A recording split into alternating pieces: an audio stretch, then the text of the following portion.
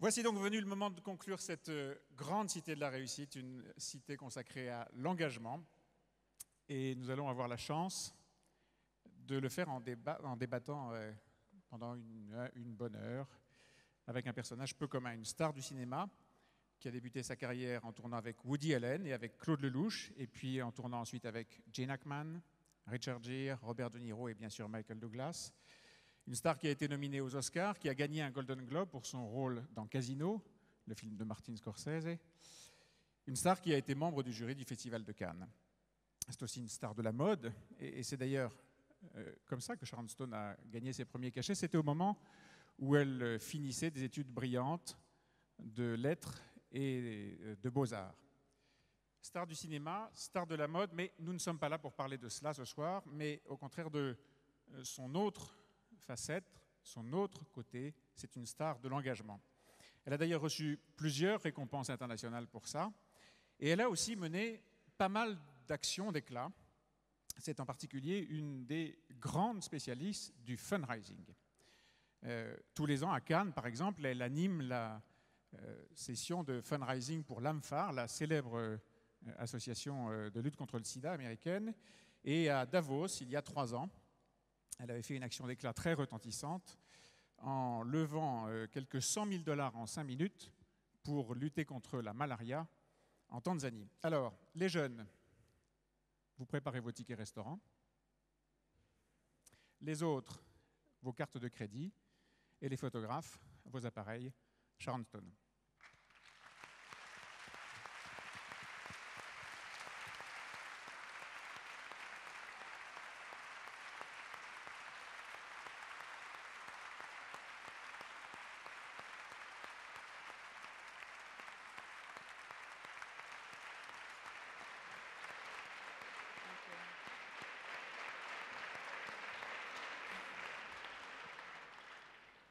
Thank you very much for inviting me. It's an enormous honor for me to be here in this incredibly historical place, and especially here with you tonight. There's so much happening in our world today, and this theme of commitment touches me in many ways, because at this time in our world, we're met with a lot of questions and a lot of confusion, a lot of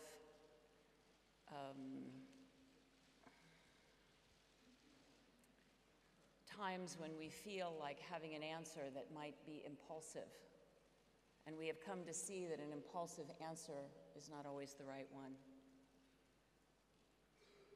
We have lessons that come to us all the time. And as I grow older, I think about these lessons as they come to us much like gifts. And I've noticed that very often a gift may come to you. And sometimes it comes in a box and the box looks really bad. The box may look quite painful, or the box may look very alluring. And we look at this and we have all of these impulses before we ever open the box about what we're going to do, about how we're going to determine the future of our reaction before we ever even know what is inside. This is a part of our youth and a part of our learning process in life, and a part of what happens as we become committed to ourselves. When we see the box, and sometimes it's so painful, and we open this box, this lesson that will become our future, sometimes the box that seems so bad is filled with the beauty that will become the essence of our character. This thing that at first look seemed like, oh my God, why was this given to me? Why this? Why now? Why today? It can't possibly happen, can become the thing that makes us who we are and that makes us the best of what we are. Sometimes the gift that comes, that appears at first to be so beautiful, so enchanting, so marvelous, so sublime, over time becomes the thing that wounds us the most. That's why it's very important not to react so quickly and to take a moment and to know ourselves. When we do this, when we interrelate, when we ask the advice of others, when we participate, when we take the advice, when we consider, when we build our character, when we build our commitment and our sense of truth within ourselves and with others, we start to really understand what is the essence of commitment and who is the core of our true self. These are the movements that we will take with us through our journey in life, and this is what becomes, in my experience and what I have noticed, the fabric of the core of ourselves and our sense of commitment in our journey.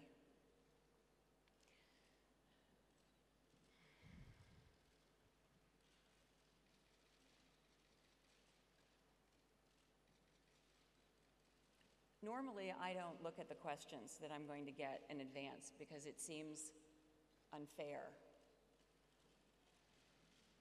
that I should know before the moment. And I have seen some of the questions that I'm going to take today in advance. I tried not to think about them because I want to be present with you and just answer them in the way that I feel today, but I have seen some of the questions in advance. And that inspired what I wanted to say to you today, because I know that my questions came from students.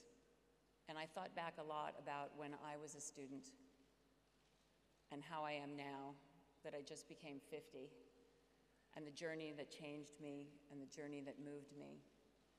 And I just want to say how glad I am to be here with you today. And I don't know if anything I'll have to say to you will have any meaning or truth or encouragement for you, but I'm very pleased to be here, and I thank you very, very much for trusting me to be here with you. And I hope that the travels that I've had and the experiences that I've had, both working and primarily in my work as an AIDS worker, and the things that I've seen and the journeys that I've shared, will bring some kind of illumination to you. And again, thank you for bringing me to you.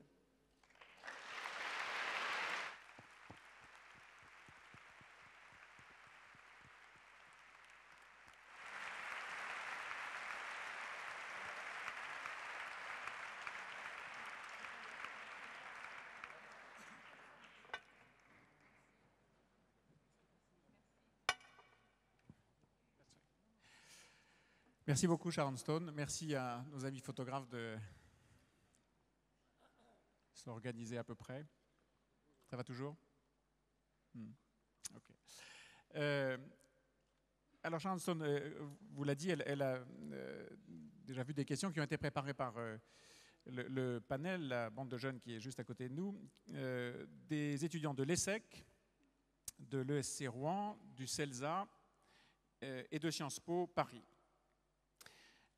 Sharon Stone, vous nous avez expliqué pourquoi vous vous êtes engagée et le chemin que vous avez fait depuis que vous étiez étudiante et depuis que vous faisiez des études qui sont ici, au cœur de ce qu'est cette université. Quand est-ce que vous avez eu le déclic pour vous engager, pour consacrer une partie de votre vie à ce que vous nous avez dit, le commitment, l'engagement, comme vous l'avez dit tout à l'heure? You know, I've been very lucky that my parents are very committed people, and I think that my upbringing has been very about social commitment. So all of my life, it's been the style of my family.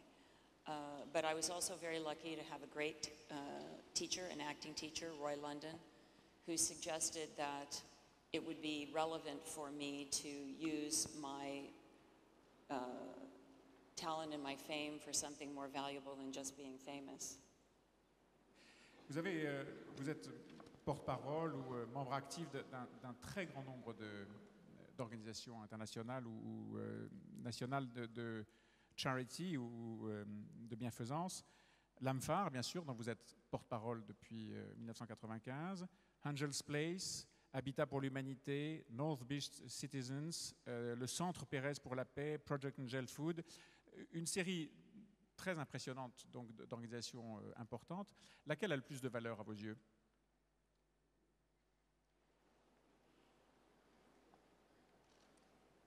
Well, I don't know if I can say what has the most value. Certainly, I've been enormously affected by being an AIDS worker. I think that you can't carry the weight of raising money for scientists who are fighting for 40 million people's lives and not feel an enormous sense of responsibility and determination, and certainly then the sense of failure when you know that no one will live from AIDS and there is still no vaccine and we're fighting what is still a losing battle. I think that's, you know, incredibly hard. It's very difficult, and you know, whether I meet on a army base and I'm in the hospital with a soldier who has AIDS, whose parents were so proud of them for fighting and killing people and yet don't want them to come home because they have AIDS. You know, something kills me. Or I meet with mothers who have AIDS who know they're going to die before their children and don't know what to do, and I sit with them. It's very complicated. You know, or even when I was in Israel for the Perez Center for Peace, and I was driving down the street and I went to the Shiva hospital, and then I was, you know, holding a tiny, tiny infant who had AIDS. You know, one thing is really the other. Once I was in Davos, and I ended up doing that thing for the president of Tanzania, and we raised the money for the bed nets for malaria. Suddenly, you know, I realized that it's also interconnected. It's all about the bigger issue of peace. And if we just stopped, you know, trying to kill each other and were maybe a little bit more thoughtful before we just became reflexively violent and people started dealing with their own humanity first, that the bigger real issue is about being peaceful. The bigger real issue is about being compassionate, that we really are so interconnected, and that if people would start worrying about, does this child have food? Can this child eat? Can that mother get her kid a heart transplant? They might be less interested in killing each other. I just think that the natural order of things would be more relevant and appropriate, and then we wouldn't have to determine which is more important. Alors, on va donner la parole à quelques étudiants qui ont préparé des questions, en effet, mais vous disiez une des choses les plus importantes, et même la chose la plus importante, c'est défendre la paix. Vous avez eu des engagements politiques, ou en tout cas, vous avez souvent pris position, et vous êtes politiquement engagé. Une première question sur votre vision du monde et la façon dont vous jugez l'actuelle présidence des États-Unis.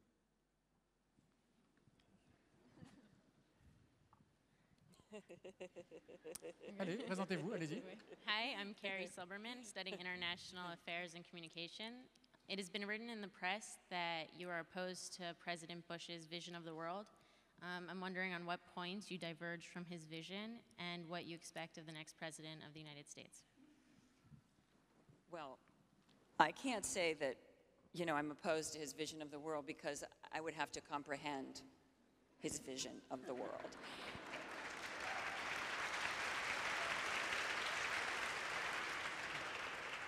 And then he would have to comprehend my vision of the world. Et c'est impossible. And I don't think that any of us comprehend anybody's vision of the world. I mean, we're not each other. But it is important to say there are things he does that I like. I was very impressed with him giving the Gold Medal of Honor to the Dalai Lama and showing up and standing up for that. I thought he was great. And sometimes he does a good thing. Nobody is all bad, okay? He's not my favorite president, but he's our president. And he represents my country until he's done. So I think the better thing to do than to say everything about him is bad is what can we do that is good? And I think that's more relevant. So I don't spend my time saying, this is what I think he does that's bad. Because the truth is, he's the president, whether you fucking like it or not. So you better get with it and do what you want to do that's good. So I don't really go around saying what I think he does is bad, because he's going to do what he's going to do. And what's happening is truly what's happening. And we're going to have to worry about repairing that damage.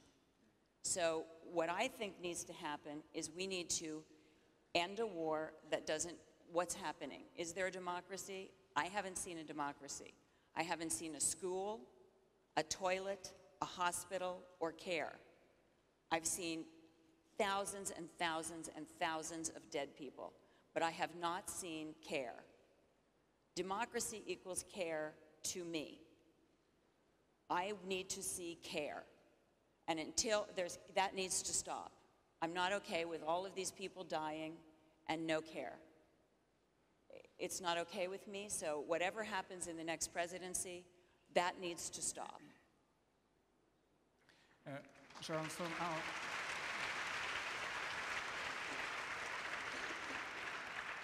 are you actually involved in the prison campaign for the election of the next president in the US? I'm in support of Obama, who I like very much. Why? Because I think he is solid, and I think he is centered, and because I think that he's unflappable. I believe there's a lot of trauma around all these other candidates, and I believe when they try to traumatize him, he's not reactionary. I also liked, and I know this seems like a small thing, but it tells me about character. When they said that a minister in his church acted like a crazy person, I liked that he didn't just throw him out. Mm-hmm. Because I can tell you this, I have friends and family who act crazy. And I don't just throw them out. That's life. There's good things about them, and there's crazy things about them. But you say, there they went, they acted crazy, this is what we do, and now they need to sit down. And we move on, and we fix it, and we move on. So we learn from him, when there's a problem, I see it, I understand it, I repair it, I move on. I don't pretend it didn't happen. I don't pretend it's not happening. I don't pretend I don't know them. I don't pretend, oh, it wasn't happening, I didn't see it, like some other candidates we know. Mm-hmm. We say, that's what was happening, okay, a little crazy, but they belong to me, and now we move on. And I think that's a good character quality. It means, okay, I have to go to Korea and speak to them. I may have to go to Iraq and speak to them. I may have to speak to a person, I may have to negotiate and stop it. Not just doesn't exist or kill them. I like that quality.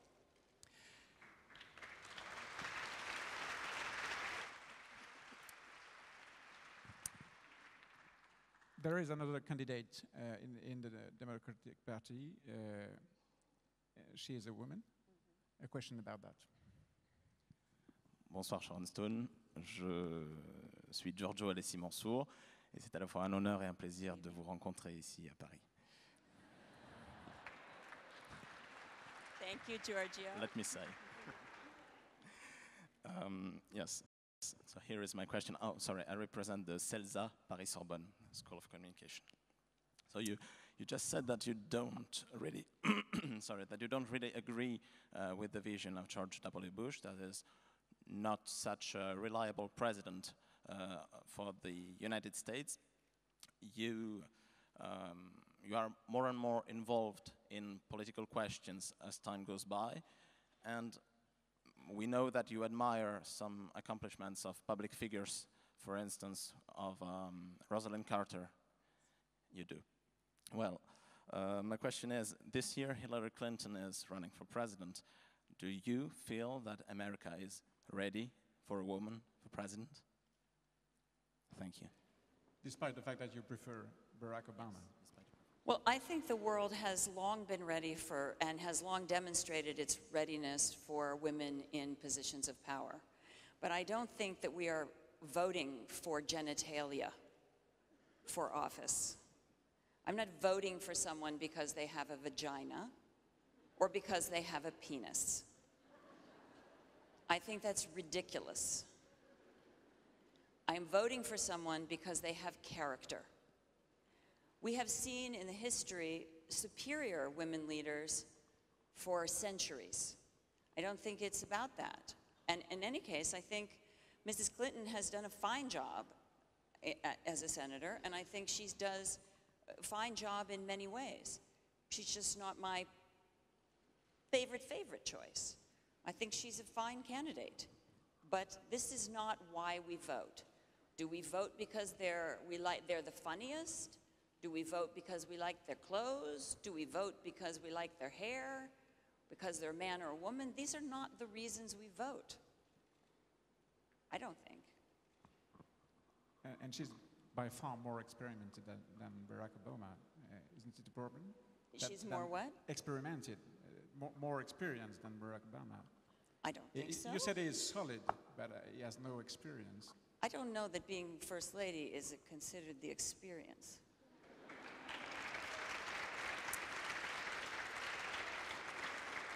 Do I put in my dating resume? I don't think so. Okay. Nice answer. It's an experience, but I don't think it's on the resume the same balance that we try to pretend that it is. I think that so many people are confusing that they're going to get our former president as the First Lady. I'm not so sure that's the case. Aux États-Unis, il y a plusieurs acteurs qui ont fait une très grande ou une assez belle carrière politique. Ronald Reagan, bien sûr, mais aussi quelqu'un avec qui vous avez tourné dans un film il y a un peu plus de 10 ans, Arnold Schwarzenegger, gouverneur de la Californie, un État qui est maintenant plus grand que la France, en tout cas en PIB. Est-ce que l'idée de faire de la politique et au fond d'en faire votre métier vous a parfois effleuré? Strange question. Yeah.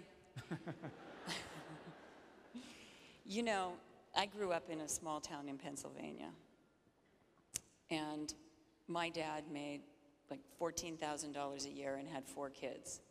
If you would have told anyone in my town that I was going to be here, being this, doing this, no one would believe you.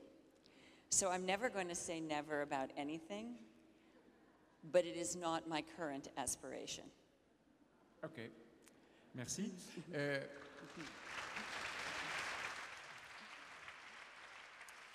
Alors on va parler beaucoup évidemment de votre engagement humanitaire, social, de votre implication dans toutes ces associations de charité. Une question sur l'âme phare.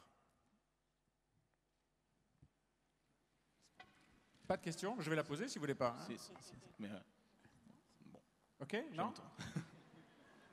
Okay, so of course you're an ambassador of AMFAR, the American Foundation Against AIDS. My question is, in what way and for what reason do you feel that your being an actress makes people give more money than other people from other well, from other disciplines, such as scientists, for instance, who also do a lot for the cause? Thank you.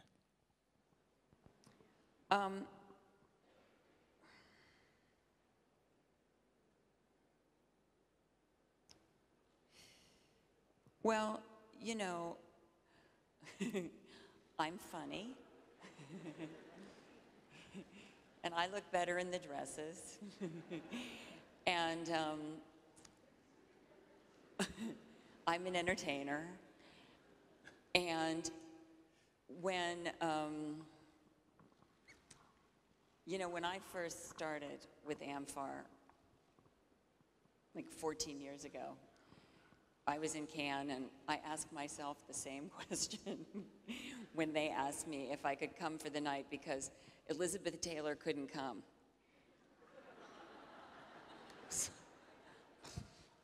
So can you come?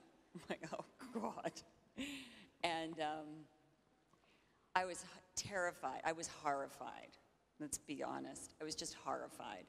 You know, can you imagine someone says, Elizabeth Taylor can't come, so how about you? What do you wear? Really, if you're going to go instead of Elizabeth Taylor, what do you wear?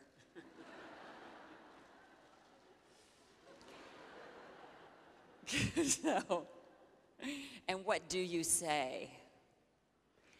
So I started out pretty calmly and told a story about the only real experience that I had where I had really spent time with a young girl.